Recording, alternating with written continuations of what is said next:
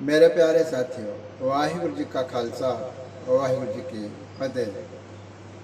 परसों हमने जहाँ पर श्री चौपाई साहब जी की पंक्तियाँ छोड़ी थी, उसमें गुरुदेव जी महाराज ने एक बात स्पष्ट कर दी थी कि दशम कथा भागवत की भाखा करी बनाए। मैं भागवत पुराण के 10वें स्कंद की जो कथा है उसको मैं भाषा कर रहा हूँ, ट्रांसलेट कर रहा हूँ, ब्रज और पंजाबी भाषा में लिख रहा हूँ। क्यों लिख रहा हूँ? अवर वासना नाहे प्रभ धर्म युद्ध के चाय। मेरी और कोई वासना, कोई इच्छा नहीं है, केवल और केवल धर्म युद्ध के लिए यह वाणी मैंने वीर रस में लिखी है। उसके आगे आज समय आएगा जिसका हम आज चिंतन करेंगे। लगातार निरंतर गुरबाणी में यह फरमान कर रहे हैं दशमेश पिताजी, सवैया धन्य जियो तह को जग में, मुख ते हर चित्त में युद्ध विचार। सवैया के अंदर एक सार्वजनिक उपदेश गुरु महाराज कर रहे हैं कि वह उसका जीवन धन्य है, उसका इस जगत में धरती पर आकर के जीना भी धन्य है। धन्य जियो तह को जग में, जगत में आकर उस इंसान का जीना, जीवन यापन करना धन्यता के योग है। किसका? मुख ते हर चित्त में युद्ध विचार, जो अपने मुख से हमेशा हर अर्थात परमात्मा का नाम लेता है और अपने चित्त में युद्ध विचार है, चित्त के अंदर धर्म युद्ध की विचार करता है। यह वह समय था जब सिखों को धर्म युद्ध करने की कभी भी आवश्यकता पड़ सकती थी। तो गुरुदेव जी महाराज वही फरमान कर रहे हैं कि अपने चित्त के अंदर हमेशा धर्म युद्ध करने की तैयारी रखनी और परमात्मा का जो नाम है वह अपने मुख से सदैव ही लेना है। ऐसे का जीवन धन्यता के योग्य है। क्यों? क्योंकि ये जो देह है, हमारा जो शरीर है, यह नश्वर शरीर है, हमेशा रहने वाला नहीं है। इसलिए इस देह से वह कार्य करना चाहिए जो कार्य हमेशा संसार में रह जाए। आज देह है, आज शरीर है, कल यह शरीर और देह नहीं रहेगी। इसलिए कहते हैं आगे, देह अनित्य ना नित्य रहे, जस नाव चढ़ भव सागर तार। यह जो हमारी देह है अनित्य है। अनित्य का अर्थ जो नित्य रहने वाली नहीं है, अनित्य है जो नित्य नहीं रहने वाली है, न नित्य रहे जो हमेशा रहने वाली नहीं है।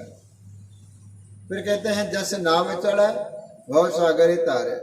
लेकिन जो धर्म युद्ध करके परमात्मा का नाम लेकर के यश रूपी नाव पर चढ़ जाता है, जो कीर्ति रूपी नाव पर चढ़ जाता है, जो नाम रूपी प्रसिद्धि रूपी नाव पर चढ़ जाता है, ऐसा कर्म करके भव सागर तारे, वह व्यक्ति यह जगत में आके इस भव को पार कर लेता है।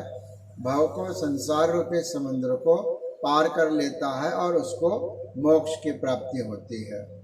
फिर आगे कहते हैं, धीरज धाम बनाए है तन, बुद्ध सो दीपक जो उजियारा। कहते हैं कि यह जो धीरज धाम, धैर्य का घर, धाम का अर्थ है घर, बनाए है तन, ये शरीर को तुम धीरज का घर बनाओ, जहाँ पर धीरज रह सके, जहाँ धीरज टिक सके। वह जो धीरज है अपने तन में ला करके उसको रखो, उसको धीरज का घर बनाओ। और बुद्ध सो दीपक जो उजियारे, अपने बुद्धि को दीपक बनाओ और इस दीपक को उस धीरज रूपी धाम में, घर में रखो। बुद्ध सो दीपक जो उजियारे, ताकि उसका जो प्रकाश है वो सब तरफ फैल सके, बुद्धि का प्रकाश हर तरफ फैल सके। बुद्धि के प्रकाश से भाव है ज्ञान का प्रकाश। ये जो ज्ञान का प्रकाश है हर तरफ फैल सके, ऐसा बुद्धि का दीपक बना करके उजाले के लिए, प्रकाश के लिए अपने धीरज रूपी जो तन है जिसमें धीरज रखा था पहले, वहाँ पर यह बुद्धि रूपी दीपक जला करके वहाँ पर रखना है। फिर कहते हैं ज्ञाने की बढ़नी मनो हाथ ल कातरता कुतवार बुहार।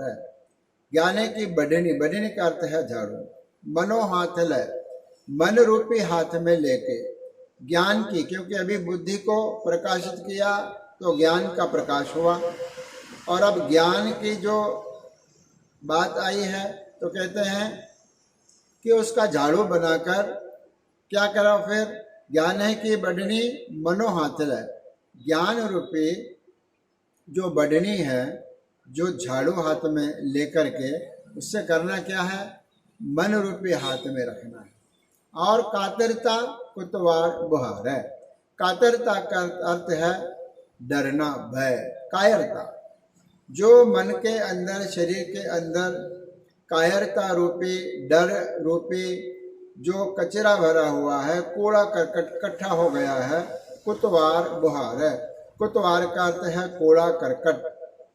जो हमारे मन में भय रूपी, डर रूपी, कायरता रूपी कचरा भरा हुआ है, उसको ज्ञान का झाड़ू लेकर के मन रूपी हाथों से उसको बुहारे, उसको दूर कर दे, अपने शरीर से उसको दूर कर दे। इस प्रकार से एक कॉमन उपदेश उन सभी जिज्ञासुओं के लिए, भक्तों के लिए, सिखों के लिए, सेवकों के लिए, जो इस मार्ग पर चलकर परमात्मा का नाम भी लेता है और हमेशा धर्म युद्ध के लिए तैयार भी रहता है। फिर इसके बाद एक दोहरा आता है, क्योंकि ये जो सारी कथा चल रही है यह भगवान राम की कथा चल रही है, रामा अवतार का एक अंश है। राम कथा जुग जुग अटल, सब कोई भागत नेत। ये राम की जो कथा है, श्री राम जी की, जो त्रेता युग के अवतार है, उनकी कथा चल रही है जुग जुग अटल। हमेशा से राम की कथा इस युग में और इस जगत में, इस भारत भूमि में हो रही है। सब कोई भागत नेत, और नित्य ही हर कोई इस कथा को सुनता है या इस कथा को कहता है। उस कथा में क्या हो रहा है, स्वर्गवास से रग भर करा सगरी पुरी समेत। स्वर्गवास का अर्थ है बैकुंठ में चले गए हैं, रघुबर करा, रघुबर का अर्थ है श्री राम। श्री राम जी ने स्वर्ग में जाकर के वास किया है सगरी पुरी समेत। जितनी पुरी थी अयोध्या की, अयोध्या में जितने लोग थे, उन लोगों के साथ में श्री रामचंद्र जी ने जाकर के स्वर्ग में निवास किया है, उनका भी मोक्ष हुआ है, और अयोध्या में जो लोग रहते थे उन सब का भी मोक्ष हुआ है, उनको मुक्ति प्राप्ति हुई है। इस प्रकार ये आगे चौपाई और चलेगी, जिसके विचार हम परसों करेंगे। आज इतना ही। धन्यवाद। गुरु रख।